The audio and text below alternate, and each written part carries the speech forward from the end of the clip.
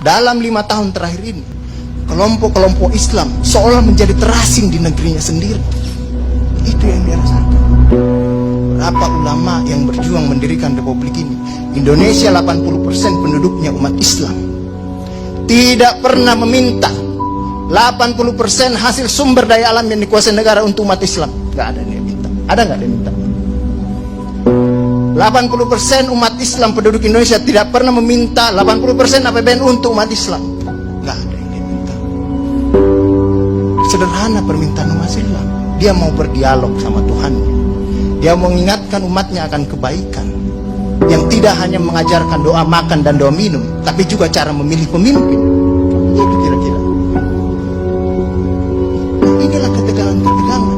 Ketika agamanya dinistakan, kok susah sekali ini membawa ke proses hukum. Muncullah demo berjilid-jilid, yang kemudian berujung ulamanya tidak bisa pulang.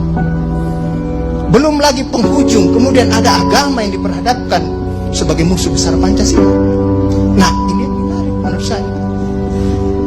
Saya ini Islam, tapi bukan pengetahuan Islamnya seperti Ustadz Ali Muhtar Ngabalin dan Abu Bakar, Ustadz Abu Bakar.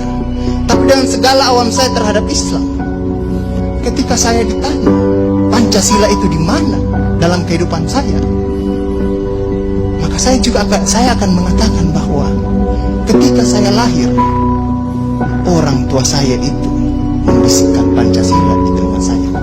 Cuma bahasanya bukan seperti yang tertulis dalam Undang-Undang Dasar. Dia membahasakan Allahu Akbar, Allahu Akbar, Asyhadu an la ilaha illallah, Asyhadu anna Muhammadar Rasulullah. Apa yang saya dengar di situ? Ketuhanan yang Maha Esa. Hayya 'alas shalah. Apa yang saya dengar di situ? Mari kita bersatu sama-sama, karena kita akan mendirikan sholat. Dan Al-Ankabut mengatakan sholat itu mencegah kamu dari perbuatan keji dan mungkar. Ada kemanusiaan yang adil dan beradab. Saya dengar di situ. Hayya 'alal falah. Mari sama-sama menuju kemenangan.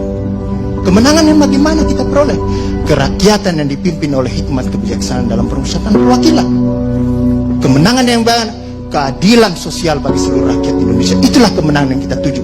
Kita kembali lagi takbir, Allahu Akbar, Allahu Akbar, la ilaha illallah. Kita ulang lagi. Dan Pancasila yang kita tiupkan itu 5 kali sehari, belum selesai di sini, selesai bunyi terus. Ya kan Ustadz kan? Belum selesai di daerah sini, selesai bunyi bertalu-talu terus. Seluruh dunia bertalu-talu. Inilah Islam. Yang kemudian sekarang dalam kelompok ini Ustadz Ali Muhtar Ngabalin, saya banyak belajar dari beliau. Inilah yang kemudian sekarang, kenapa kami mau diperhadap-hadapkan? Kenapa kami ada yang menjalankan keyakinannya ketika dia celananya cingkrang, radikal, atau dia pakai cadar, dulu diperhadap-hadapkan. Saya Indonesia, saya Pancasila, ada dulu itu banyak sekali seperti itu. Kenapa kami seperti ini? Sekarang, akhirnya sekarang semua orang disuruh pakai cadar. Inilah kemudian rentetan yang membuat istilah tadi Ustadz Abu Bakar, kok paranoid sekali dengan undang-undang HIP ini. Ada luka. Ada luka yang tadinya sudah mulai mengering, dilupakan.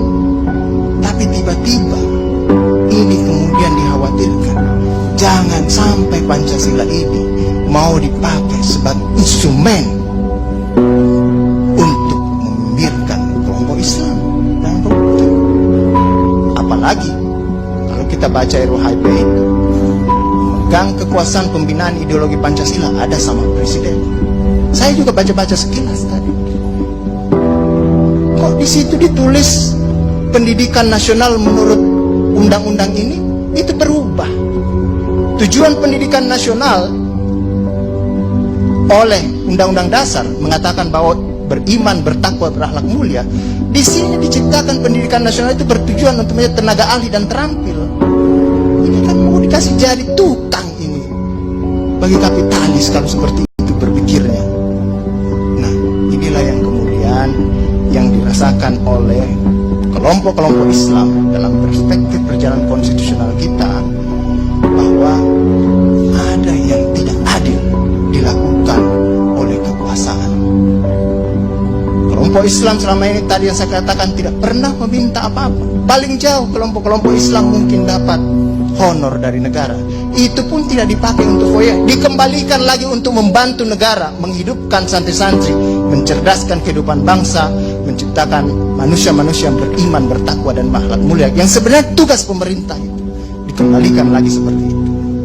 Itulah yang kemudian mulailah sekarang kelompok Islam sangat hati-hati kalau kemudian Pancasila ditiupkan terus, seolah ini mau dijadikan instrumen untuk memarjinalkan Pancasila.